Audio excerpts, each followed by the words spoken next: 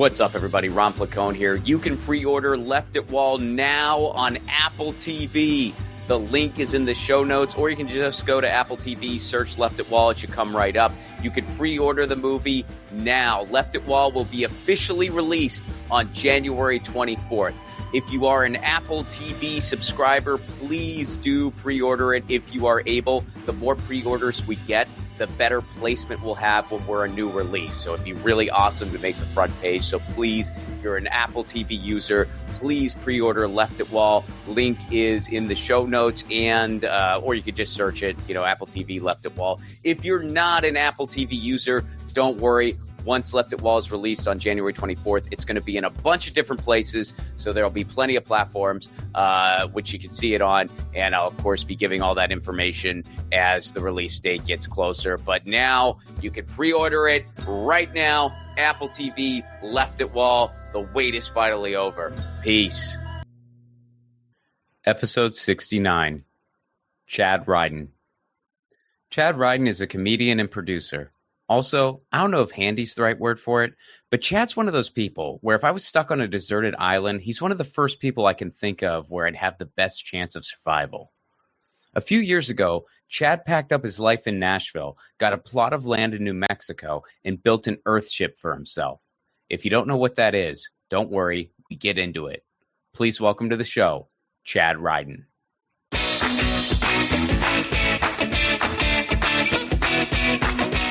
Chad Riden, how are you, sir? America's favorite comedian of all time. Thank you. I'm doing very, very well. I'm having a great life. How about yourself?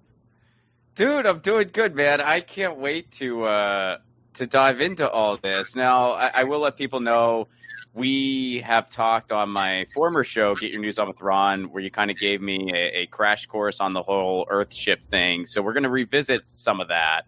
But I want to start a little further back. How did you become such a handy dude? Like, was it a family thing, or did I thought you were going to say something. How did you become such a weirdo? How did I become such a what? I'm sorry. A handy guy. Like you're incredibly handy. Like, and you always have been, even in Nashville. Like you would have, like, you had a truck that ran on vegetable oil or whatever, and you just. Like, how have you always been that guy? Like, was it a family thing? Was it just something that you had growing up, or what? I think so. I mean, I've always been a scavenger. My dad was a DIY kind of guy. He always had a project going on, a home improvement thing, and he'd be building something. He built a log cabin when I was 12, and I helped him with that. Like, he's always been kind of that guy. And I'm DIY till I die. I want to do it all myself. Every piece of merch I've ever made in the last 24 years, I've handmade myself. It's like I take great pride in really putting a lot of effort into doing it on my own, So, well, yeah, and you're DIY even when it comes to just living, and you're that way in your creative pursuits as well. Like, you produce your own shows, you build your own scenes, and you literally build your own housing. So, yeah. I mean, if anyone gets the accolade DIY till I die, like, it's Chad Riden.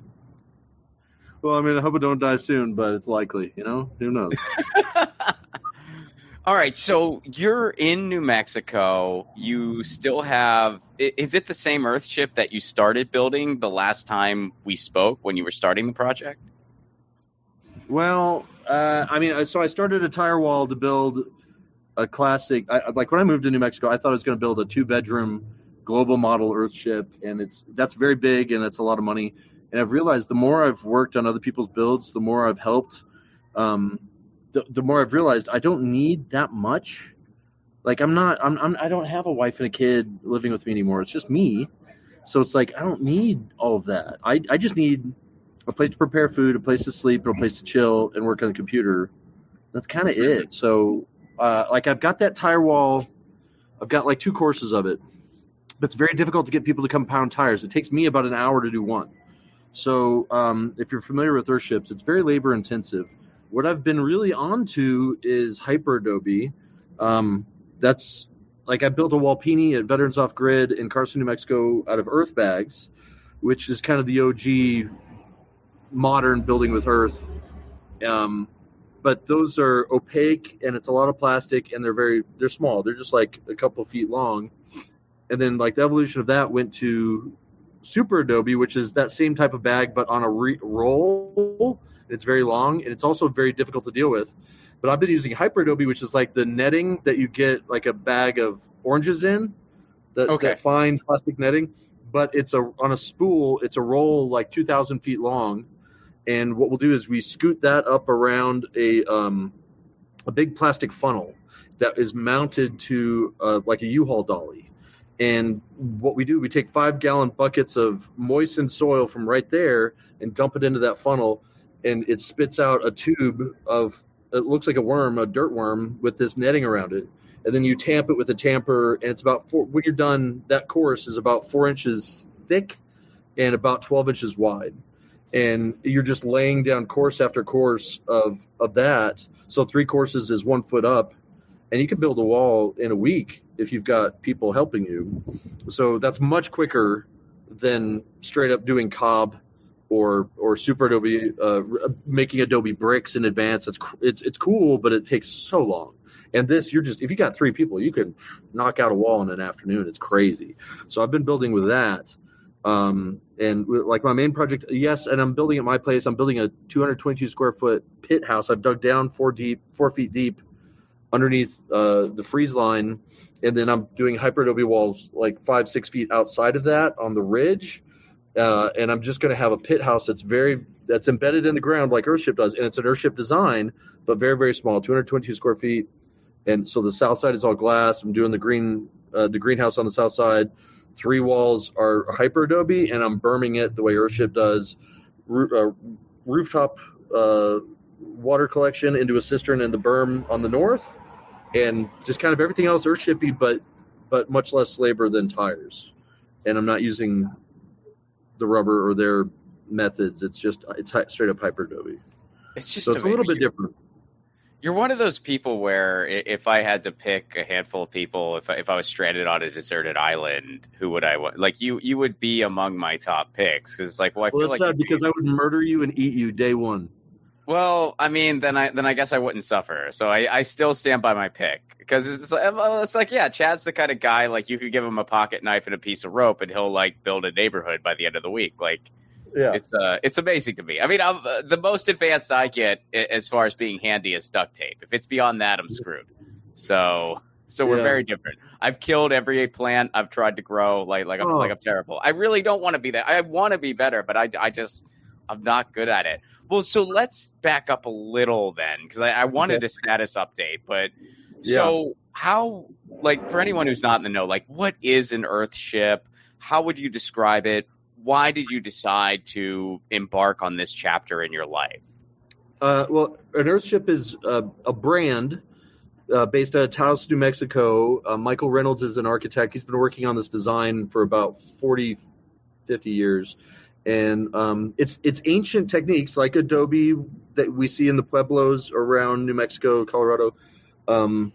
It's adobe construction. It's passive solar, but it's also modern architecture and design. So like my native friend built a pit house like I'm building, but he has no electricity, no plumbing in it whatsoever. And he spent like $600 to build his house completely DIY. Wow. But he upcycled everything, and it's an earth roof. So it's like, it's a shelter that'll keep him alive, but it's very, very primitive. But like it's that kind of idea. But then now Earthship has made it all very fancy. So I would suggest watching Garbage Warrior on Amazon. It's a documentary about him going through the legal battles to be able to build this experimental design. Like he started off in the 70s. He made a brick out of beer cans. So it's 6 beer cans, 2 horizontal and then 2 like perpendicular to that, and then 2 more horizontal to each other, and they're tied together with binding wire. And he made a brick out of that, and then he built a pyramid out of these bricks out of beer cans. And the pyramid is still in Taos. It's beautiful. It's a nice little sanctuary of sorts. And but that got him kind of building with alternative things. And so it went from the cans to now beautiful bottle walls. He still builds with cans. It's just you're displacing concrete. So instead of this concrete wall behind me, you would have cans placed next to each other with a little bit of concrete between them to make a honeycomb. And so they build can walls that way, but same bottle walls that way. But that's all artistic kind of flourish. The ultimate, the basics of it is you're building a tire wall, you're building a man-made cave. And they do this above grade now. They used to dig down, But now I think they've decided to build above grade with tires filled with let's see, what do you call it? The cardboard in the tire, and then you dump about 3-4 wheelbarrows of dirt from the site into that tire, and you pound it with a sledgehammer till it's a tight brick that weighs like 300 or 400 pounds with no give. And then you just use them like bricks, and they've got usually a U-shaped design, so it's got strength. But then you stagger them back, and you build a wall out of them, like cinder blocks, and then you plaster over them, and you have like a concrete bond beam on the top, and then you can build off of that. And so you'll usually do a wooden rafter roof with logs that they call logs or those beams or whatever, struts, I don't know. And then like 10 on the roof, and rainwater collection into a cistern in the back. You berm the back, and on 3 sides around that tire wall for strength, you backfill like a 15-foot berm. And they take this is all crazy stuff. I know it sounds crazy, but they take drainage culverts that are 10 to 12 inches wide that are galvanized steel, and they run those through that wall under the berm and poke out the backside, and those are air vents. And so you put screens on them and whatnot. But the south side of the building is a greenhouse.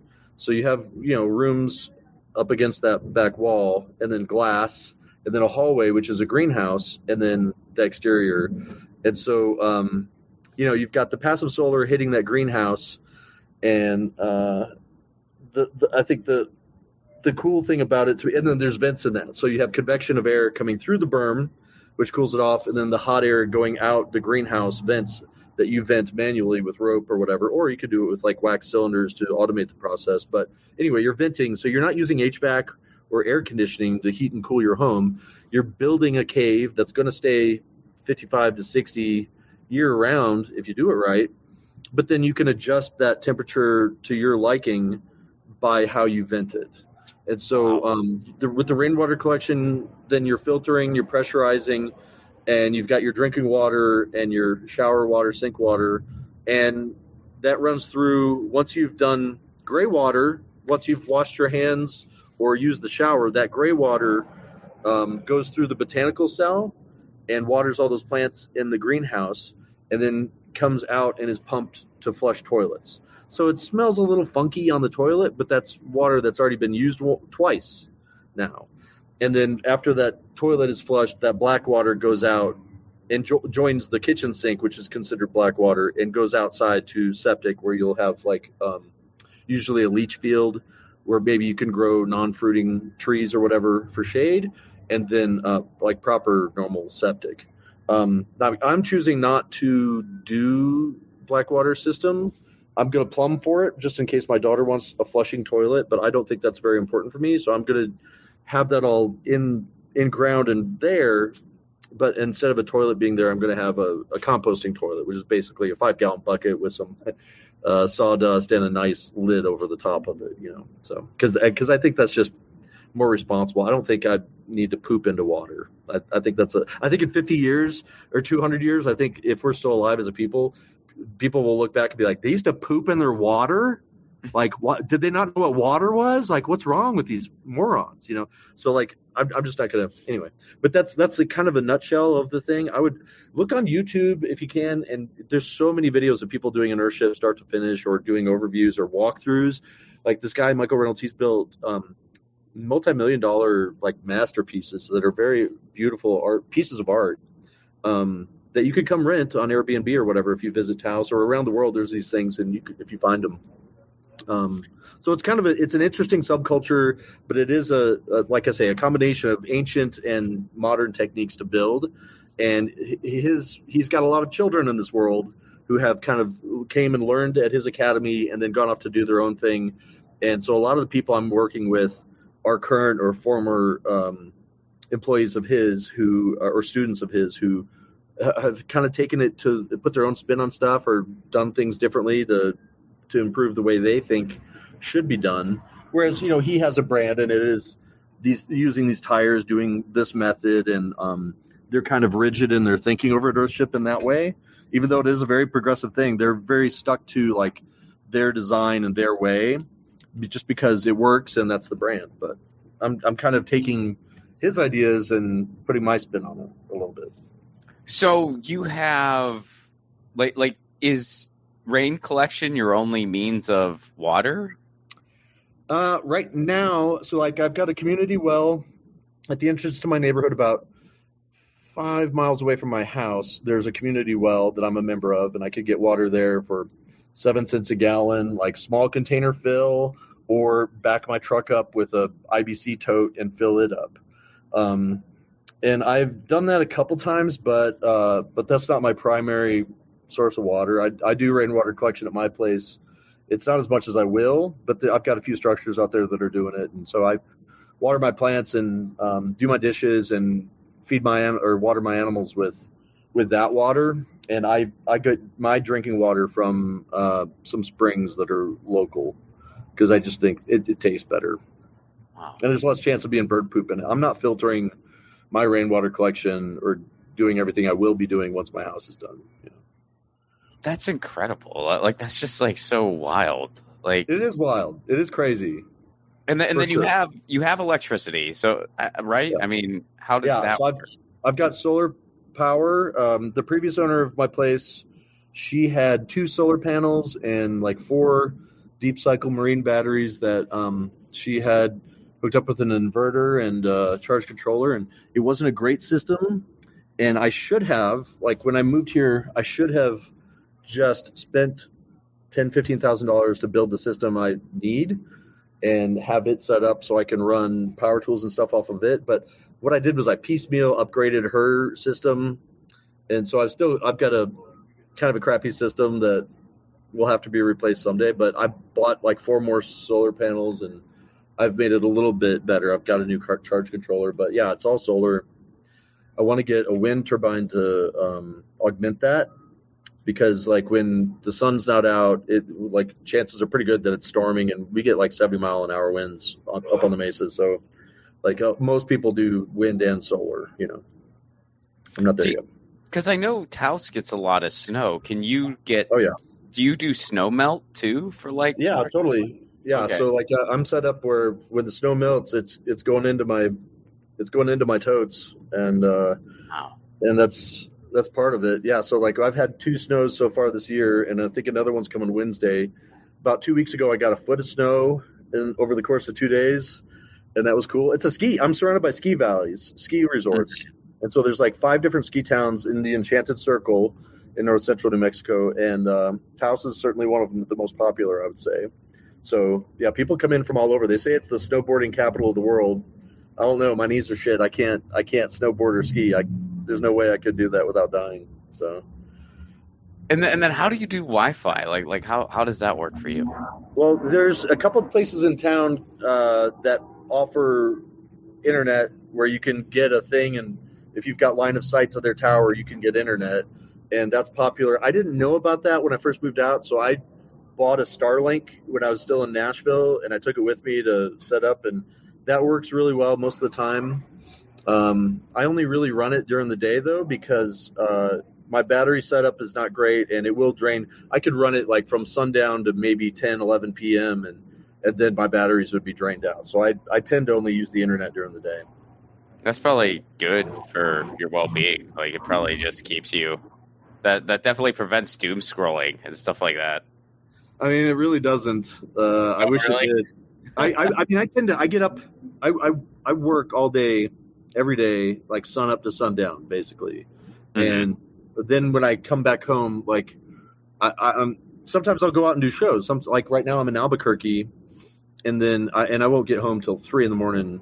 at the earliest tonight. But I will go home tonight, and I'll just go straight to bed, you know. And usually if I'm working really hard on somebody's build, I'll get home like 5, 6, take care of the dogs, you know, eat something, and then maybe lay down in bed and scroll on my phone, play video games on the Switch for a while, and then pass out, and then I'll wake up with the sun, you know. So what's a normal day look like for you? Like is it just like people are just living off the land and doing what needs to be done? Is that just like describe like a day to day type thing? So this summer, like I've been building my place, but my focus has been my friend Wendy and her son Kogi. She's a single mother about my age who has lived in my neighborhood for 9 years in somebody else's Adobe house as a guest. And whatever, he's older and his family wants that house. And so they kind of kicked her out, and she didn't do anything, but she's very poor. Like there's a lot of poverty in New Mexico in general, but in my neighborhood in particular, and she found herself homeless now. And so somebody gave her a 1/4 acre of land, and then the community kind of came together to build this house for her. Wow. And it's exactly like mine, the one I'm building, the 222 square foot one, but it's bigger. Hers is bigger because she's got a son and they wanted 2 bedrooms. So we built a 2-story hyper Adobe house, and it's pretty cool. We did a GoFundMe. It's still active. We still need money, but we got it dried in, and they're living in it right now. The floor is not done. The outside is not finished, but like the windows are in, the roof is on, like it's doing rainwater collection, it's doing the whole thing. So that's been my focus. And so for the last, 4 months or so, I'll wake up, I'll make breakfast, I'll spend about 30 minutes. I'll do the same burrito every day. I'll make a giant omelet with all these peppers and stuff in it. And then I roll up burritos, and I'll eat like 3 right then. I'll put 3 in plastic and throw them in the dashboard of my truck, and they'll just heat up throughout the day, and then I'll eat them whatever until they're gone. But I'll go work somewhere. Usually it's been Kogi and Wendy's, or I organize these Volunteer Tuesday events. I took over this organization this year. Like I've been working for them for about 2 or 3 years now, but the lady that runs it, my good friend Angie, is on a spiritual journey this year, and she couldn't really manage it. And so I've taken over administrative with this Volunteer Tuesday thing, where if you've got a sustainable build project, like we want to help. And so if you need like 6-7 people to show up someday, we'll do that. And so we plan it in advance. We promote these events, and people show up who maybe want to learn how to do an Adobe floor or whatever it is we're doing. And so like wherever it is, I'll work nonstop until about 2 or 3 in the afternoon. And then we'll break for lunch. And so somebody will have a sun oven or 2 or 3 going.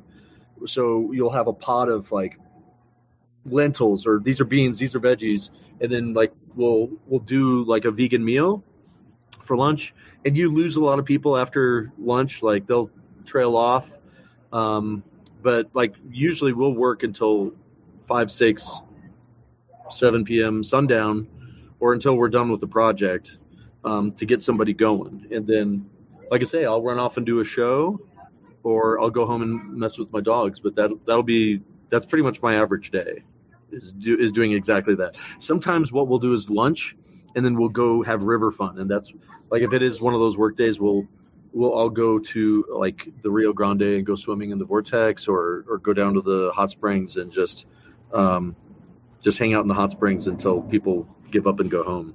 So it's not a bad life, really. So is this pretty common? Because it sounds like you just sort of live in this community of just mutual aid and just making sure everyone has what they need. Like is that kind of how it goes? Yeah, it's not all that altruistic. Okay.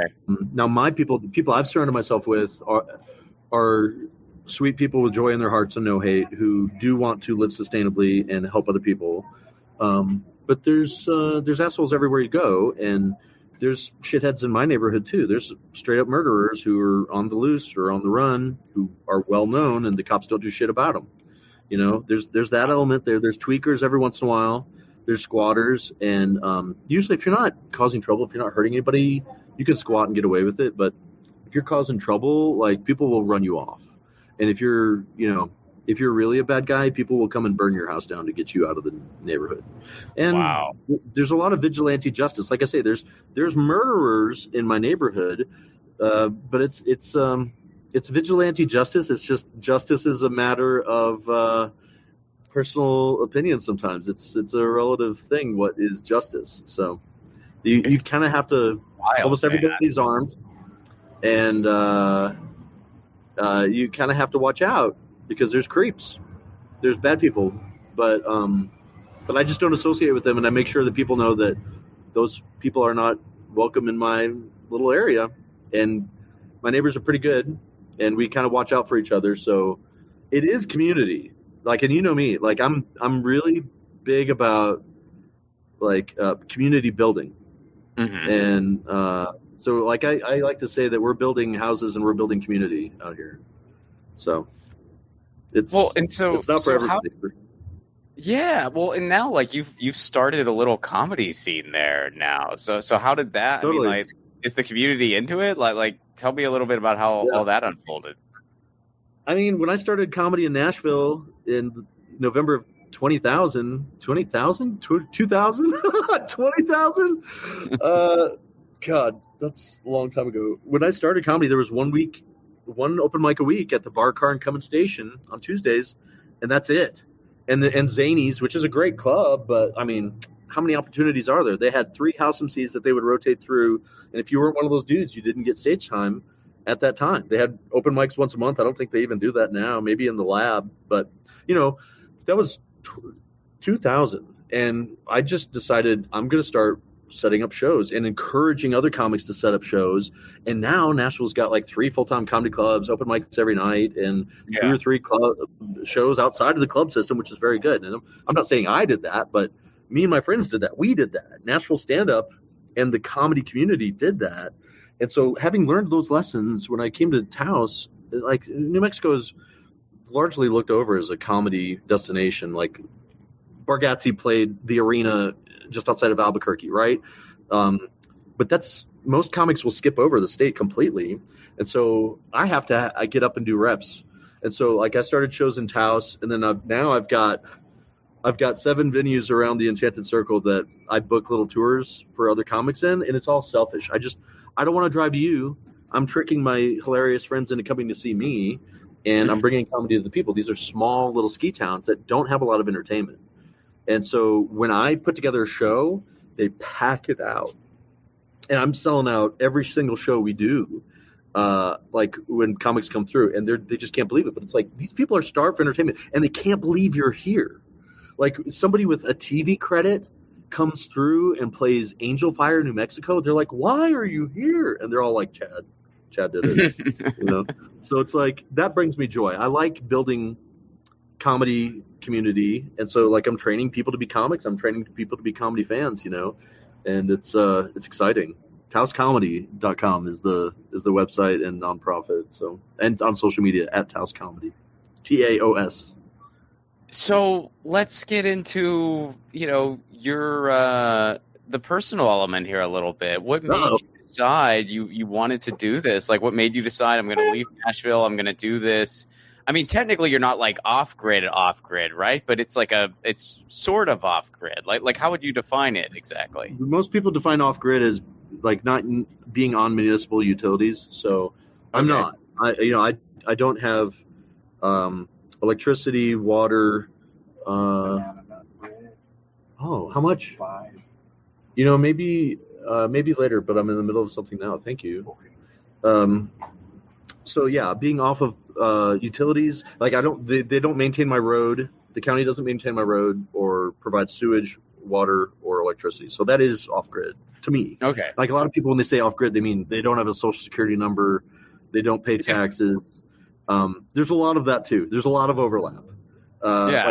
And I'm not and they're completely offline. Like sometimes people mean like you're not. So it's like, well, Chad's on social media and stuff. So I don't know if that's. It depends. Well, I got on a lot of flack. Like Stanhope was ripping on me because he's like, you're off the grid, but you're online more than ever. And I'm like, well, no. But I am video. I'm running GoFundMe for this woman. And so, like, I have to document the process. I have to take photos and post them on Facebook and Instagram and all the places where people are, because I'm trying to raise money for this woman. So, like, I'm still an attention whore. Like, I still need this, Ron. Like, I can't walk away from society. Like, I need this reinforcement, So. Yeah. Well, so what made you decide that you were going to take this leap in life? Well, I mean, I've always been like an outdoorsy, like I was a Boy Scout, right? And wilderness survival was always my jam, and crafting, building stuff. But, there was my divorce in 2012, and I was sitting in this giant empty house in Hermitage, Tennessee, in the basement, right? And I realized like this house was too big for us. We didn't need it. And I was like, this was a compromise. This was how bad we were communicating. Is like we both thought we were buying this house for the other one. All I wanted though was the basement.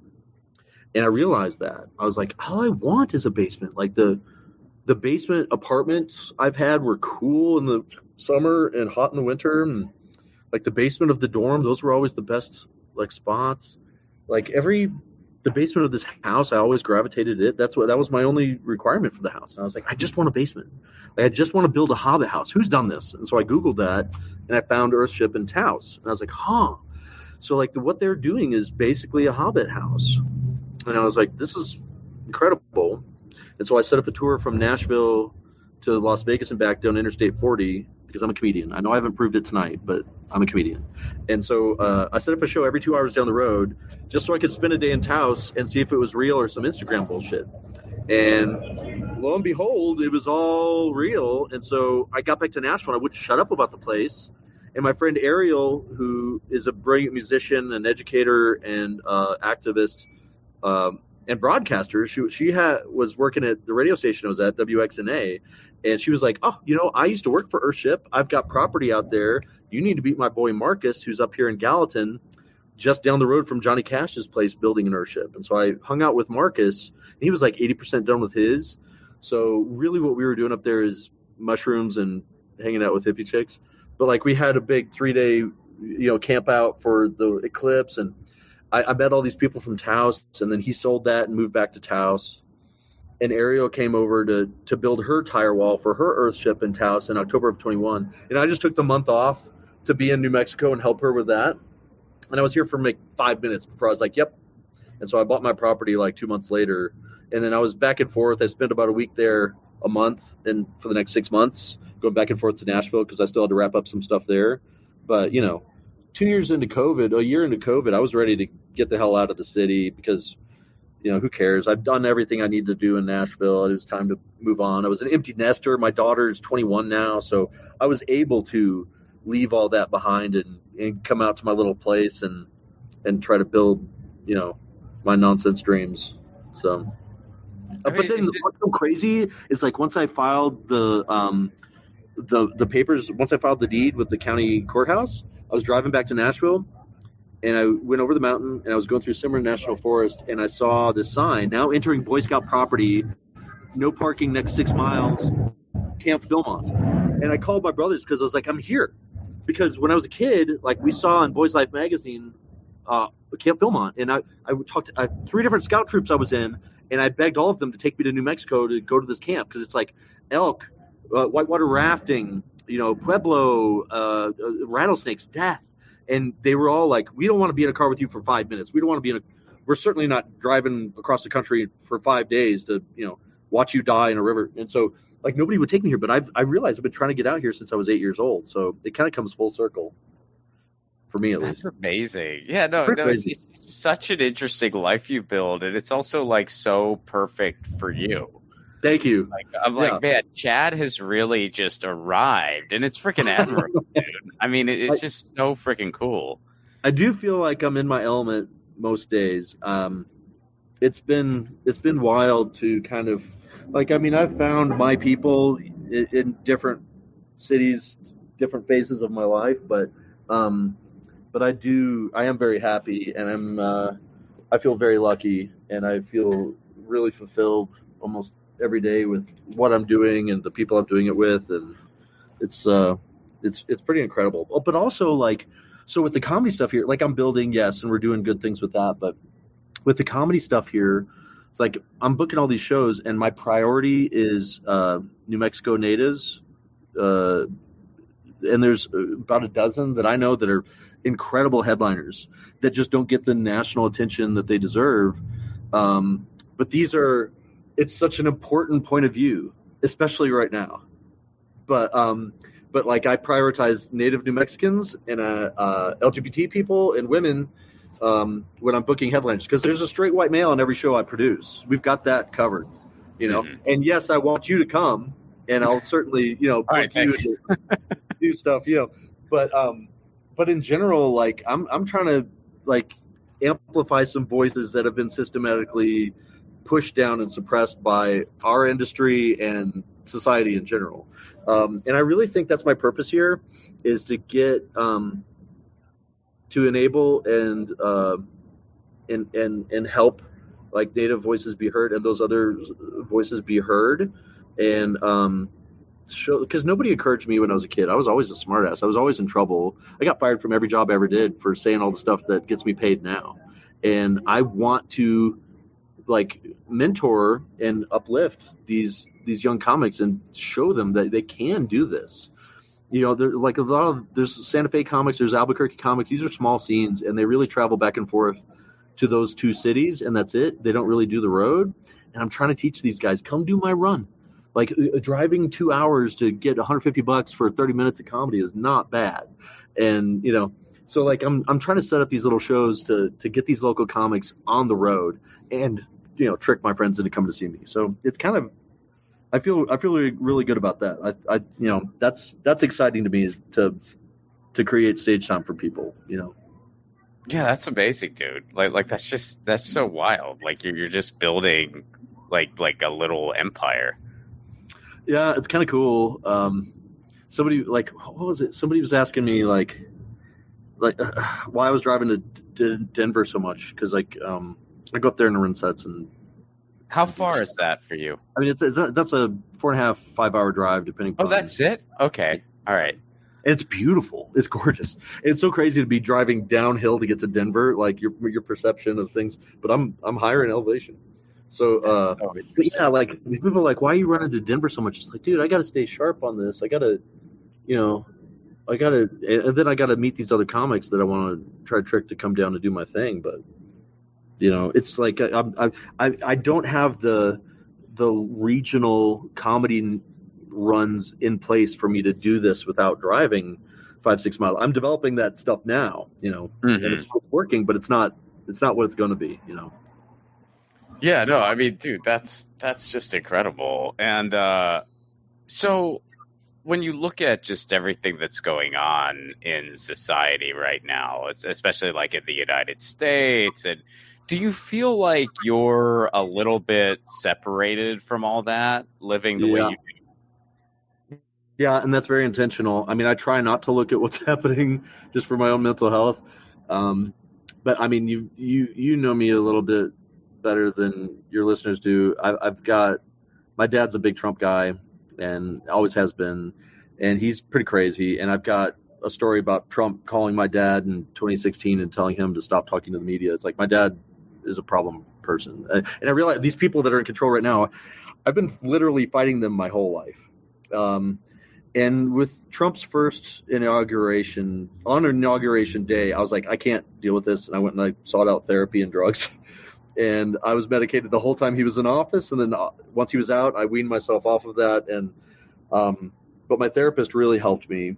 She gave me all these tools to deal with a lot of stuff. And I'm in a better place than I was certainly 10 years ago. And I've got tools, but also I decided, it's like, you know, I don't want to be in a city, and I don't want to rely upon municipal utilities. I don't want to, like, especially like George Floyd, Black Lives Matter riots, and you saw like the police roundups and the stuff going on with that. And I, you know, read part of the Project 2025 stuff, and it's all horrifying to me. Like, as a straight white male, I could pass, but, you know, my friends and family are going to get hurt and killed if things go down the way I think they will. Especially like, well, you look at Texas and the way they're treating women and brown people. It's just like, that was all very scary to me. Look at what's going on in Florida. Look at what's going on in Florida. Oh my God. I mean, it is. Yeah. It's overwhelmingly heartbreaking and stressful. And so, yeah, like, I'm surrounded by people with joy in their hearts. There's Trumpers out there, but, you know, in Tennessee, you would see Trump flags flying from trucks going up and down Gallatin Pike.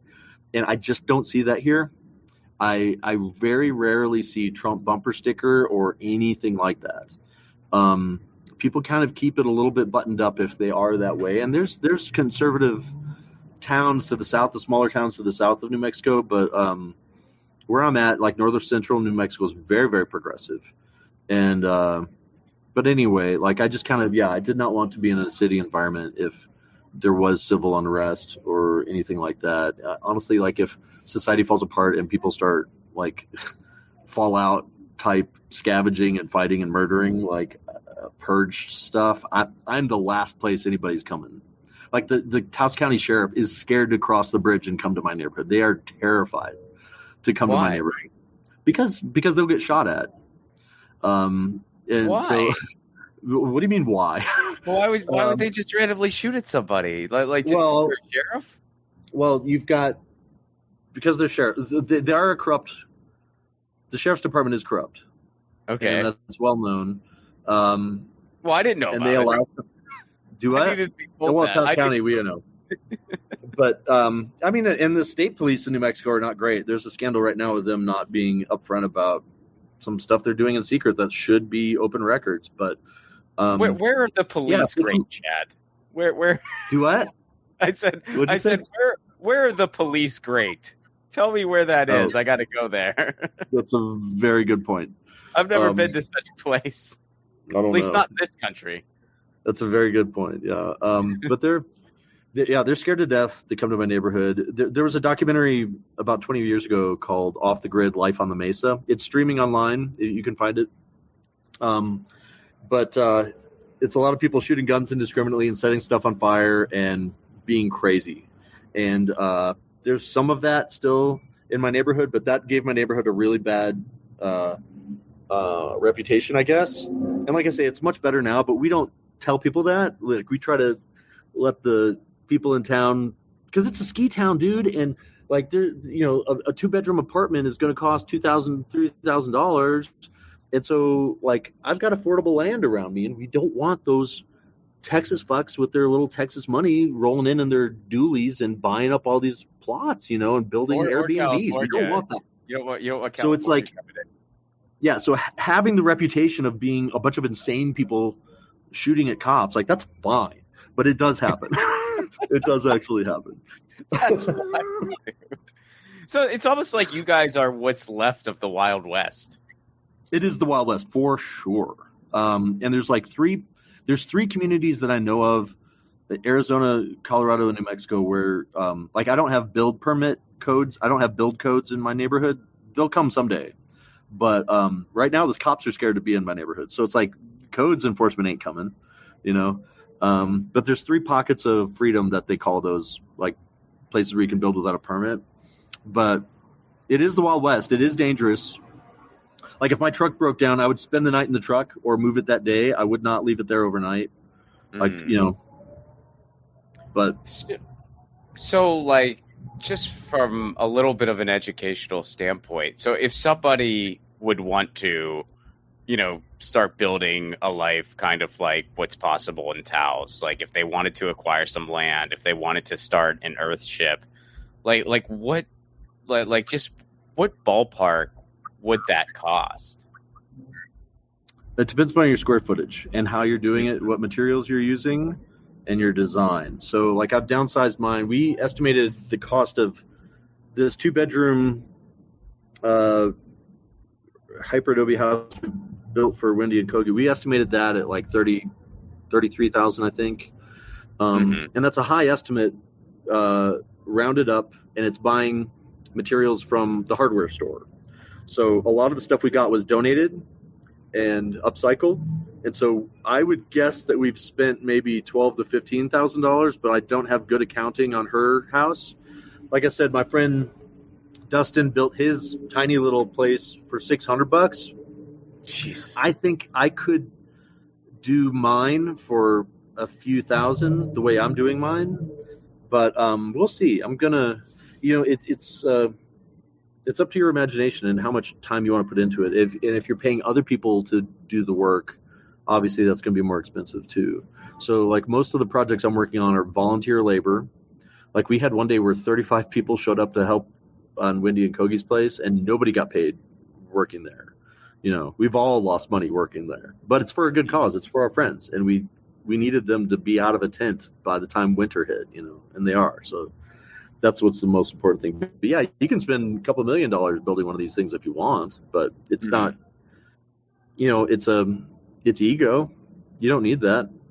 I mean, I think I could build you a hyper Adobe pit house like Dustin's got for a couple $1,000s in a month, and you would have a safe place to sleep and live. It doesn't take a lot. We really waste a lot of money on a lot of nonsense. Well, yeah, because then I was gonna say, like, and then you're just kind of done. Like you don't have. I mean, you paid for the land, you paid for the structure. There's no mortgage, no rent. You're just kind of. I mean, you're gonna have some like utility costs, even though you don't have the traditional utilities, but you still, like there's still going to be some cost associated with just materials and whatever upkeep. Else. But upkeep, yeah. So that's why I downsized my plans, because like my dad built this giant log cabin, and it's beautiful, but it's too big, and he's an old man now, and all of his kids have moved out. So it's like, why is it so big? Why are there so many bathrooms? Why are there so many outlets and all this stuff is breaking at the same time? So like I was thinking about that. It's like, man, I need to be smaller. I need to be more efficient.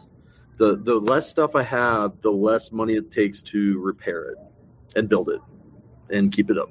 So like you say, yeah, the land's paid for. I have my phone bill, and I've got my internet, and then like I'm not self-sufficient with my food yet. Like I will be once I have my greenhouses and Walpinis all built up. But right now I'm buying groceries, and those are expenses, And like you say, I was doing waste veggie oil and the biodiesel. I still do some of that. I've got all diesel trucks, and I've got an electric vehicle. So it's like I'm trying to take my biggest expenses and turn them into profit revenue centers, actually, but if I can, or at least reduce how much it costs me to run those systems.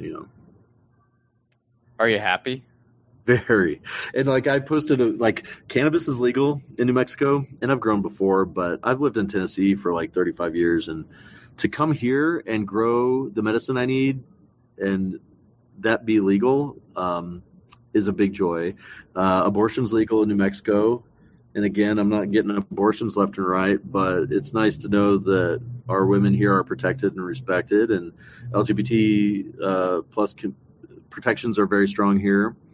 I've got a good community of people. I'm doing fun shows that are appreciated. And like when I post pictures on Instagram, like people back in Tennessee, my family, they'll all say the same thing. They're like, we've never seen you this happy. I'm like, that's true. You haven't, because this is great. This is what I wanted, So I am pretty.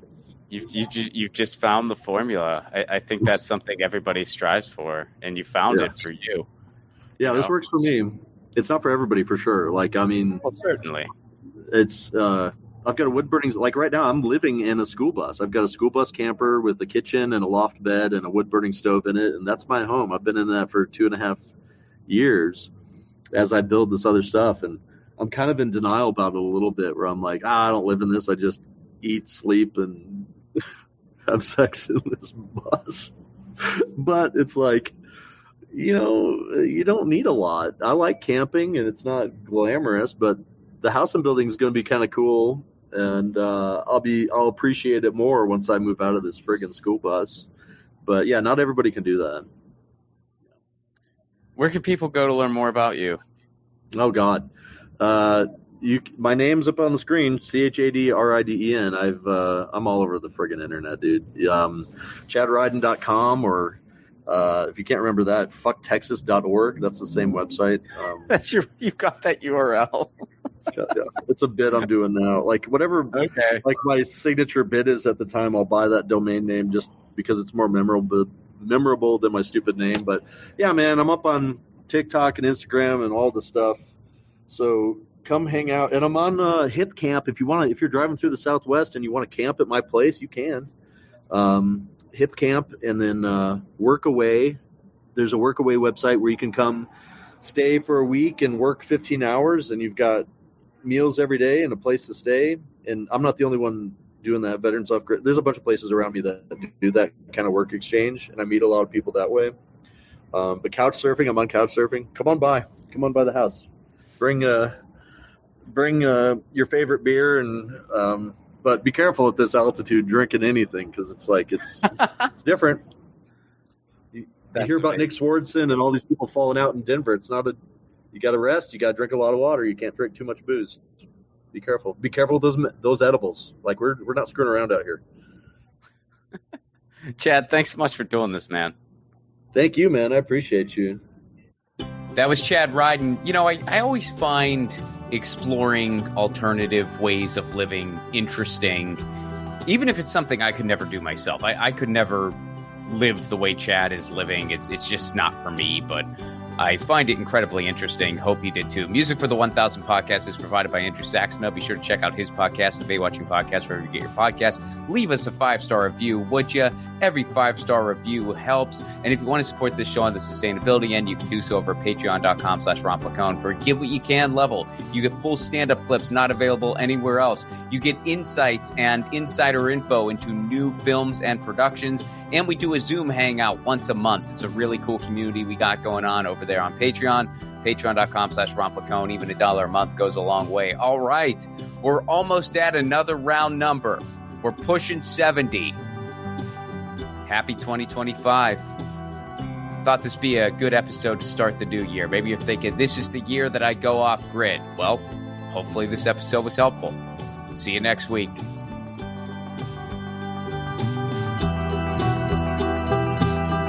Hey guys, Ron Placone here. Take your own 1,000 challenge. No, you don't need to interview 1,000 people, although if you want to do that, go for it. Your 1,000 challenge can be whatever you want.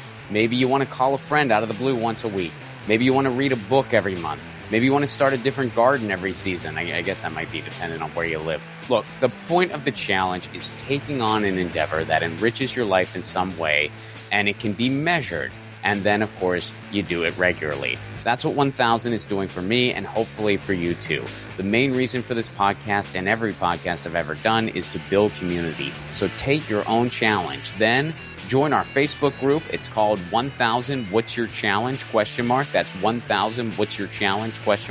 And post about what your 1,000 challenge is and the progress you're making. All I ask is that people be encouraging of each other's challenges. This is personal and vulnerable, so be cool. There's enough negativity on social media. We don't need to add to it. For those of you who aren't on Facebook, hopefully in the future we'll be expanding to places like Discord, Reddit, but for now, we're starting on Facebook. And again, that Facebook group is called 1,000 What's Your Challenge? See you there.